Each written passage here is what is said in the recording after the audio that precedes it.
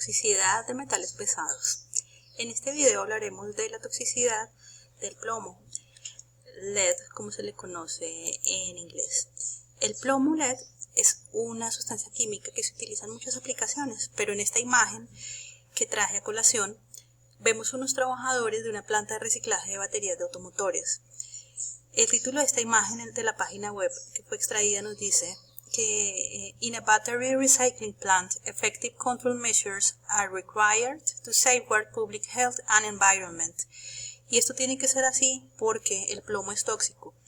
Y si yo no protejo a los trabajadores y no protejo al ambiente, entonces puedo tener los efectos nocivos del plomo.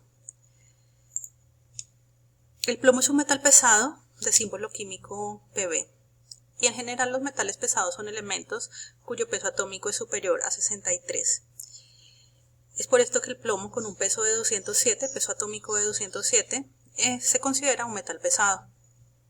No se le conoce una función biológica, nuestro cuerpo no necesita plomo para ningún proceso y actualmente el principal problema derivado del uso del plomo es el reciclaje de baterías de plomo.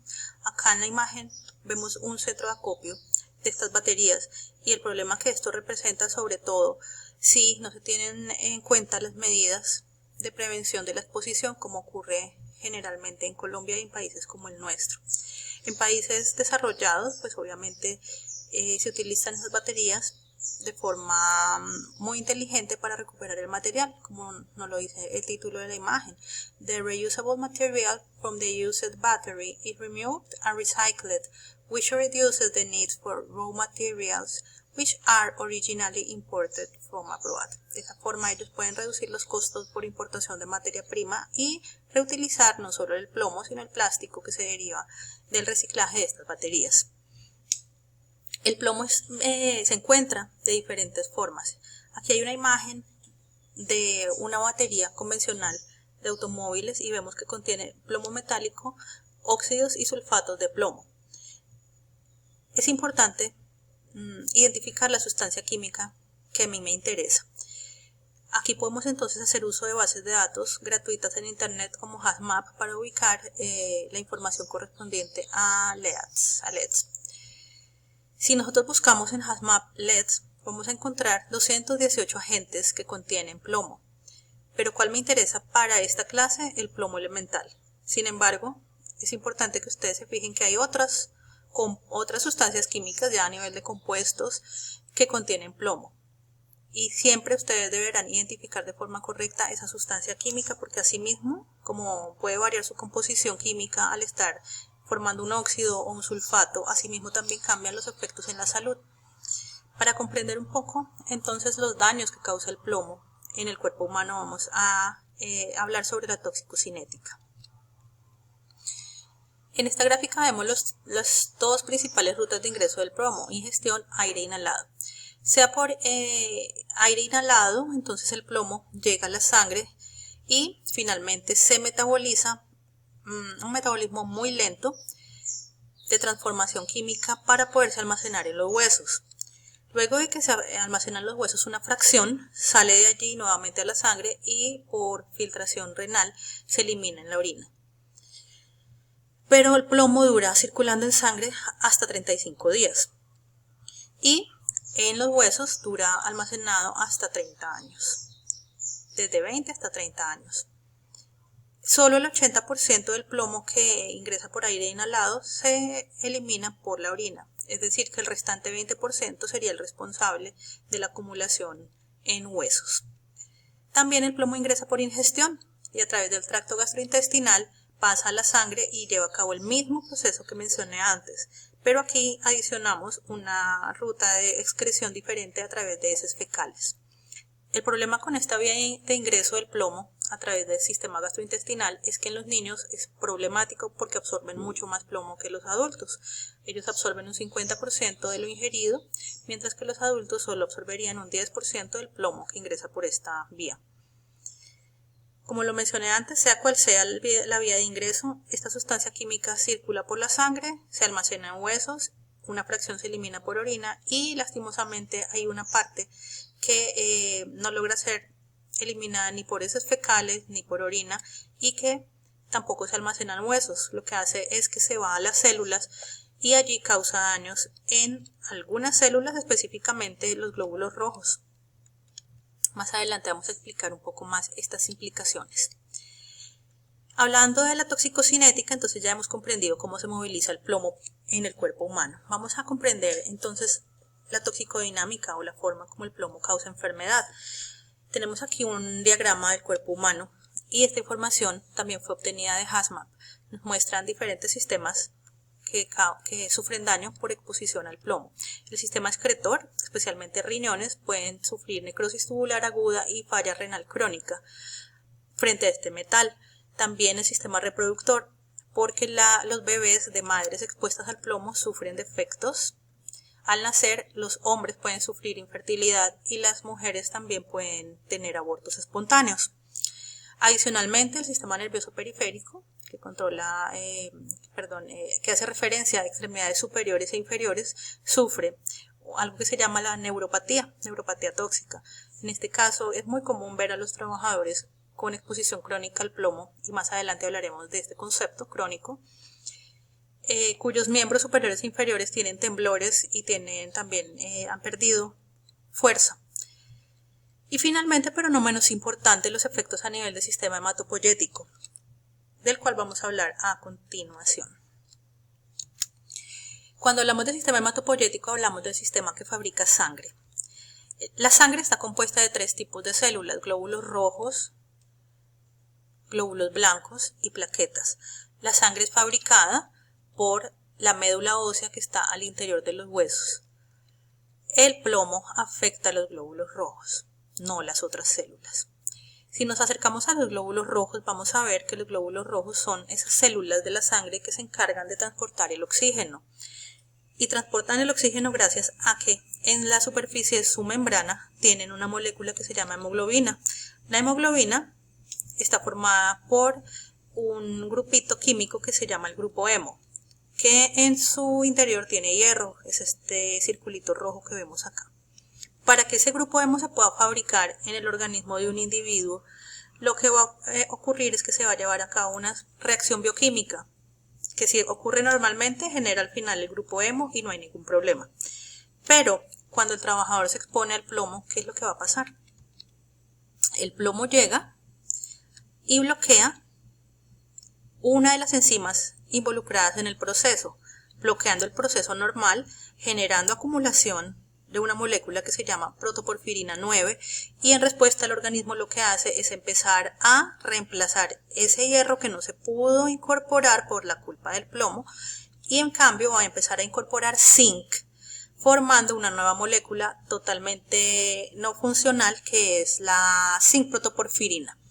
La zinc protoporfirina entonces aumenta sus niveles en sangre y la hemoglobina disminuye sus valores porque obviamente no se pudo fabricar en presencia del plomo, ¿no?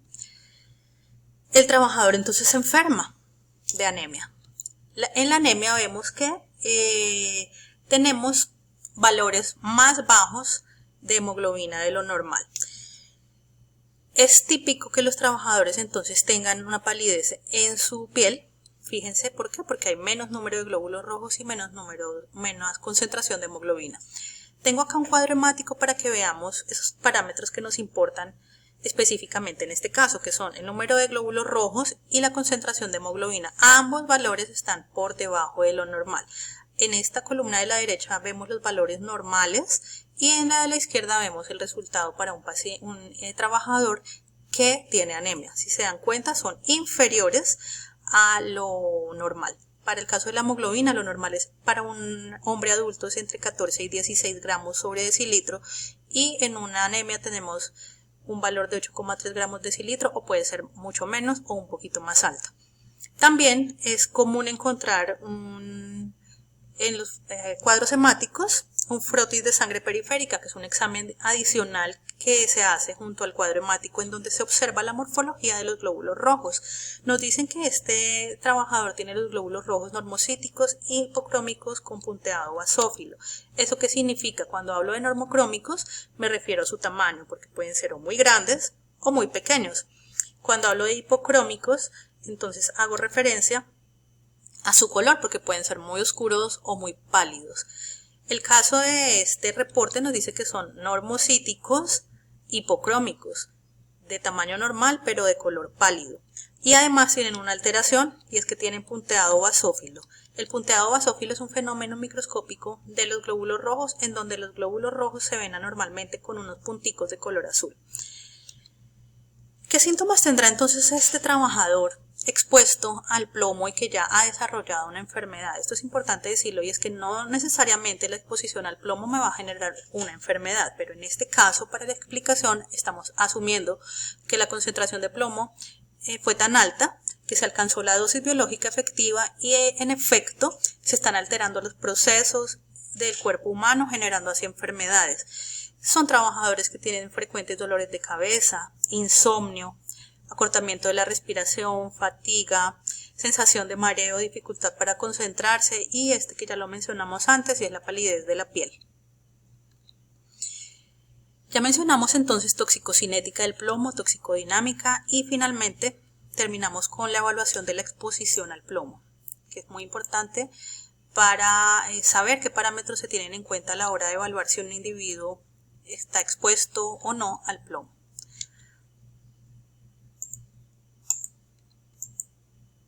La fuente de esta información es HAZMAP 2020. Es una información que está actualizada y nos muestra cómo se puede evaluar la exposición de un trabajador con biomonitoreo. Y aquí tenemos entonces que recordar lo que aprendimos en el primer corte sobre este concepto, biomonitoreo.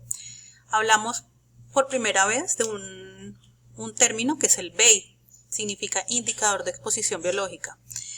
Para el caso del plomo, el indicador de exposición biológica BEI es plomo en sangre, está subrayado en azul. ¿Cuánto plomo en sangre es máximo permitido en sangre de un trabajador expuesto? Hasta 200 microgramos sobre el litro. Y nos dicen también que el tiempo de toma de la muestra no es crítico. ¿Eso qué significa? Que la muestra se puede tomar en cualquier momento del día. También nos dicen algo que es muy importante, y por eso les puse aquí un signo como de alerta, y es que esta prueba o este BEI no sirve para evaluar la exposición de los trabajadores a compuestos que contengan plomo orgánico. ¿Listo? Nos dicen que el plomo se bioacumula, y lo sabemos porque de hecho por eso es que lo estamos midiendo en sangre, porque sabemos que se acumula y sale a la sangre, y ahí es donde lo podemos encontrar mejor. No nos dice que lo hagamos en orina, porque precisamente en orina la cantidad que se elimina es mucho más baja y difícil de detectar. Adicionalmente, para evaluar la exposición no solamente necesito saber la cantidad de plomo que hay dentro del cuerpo del trabajador, sino obviamente la concentración de plomo que hay en el ambiente.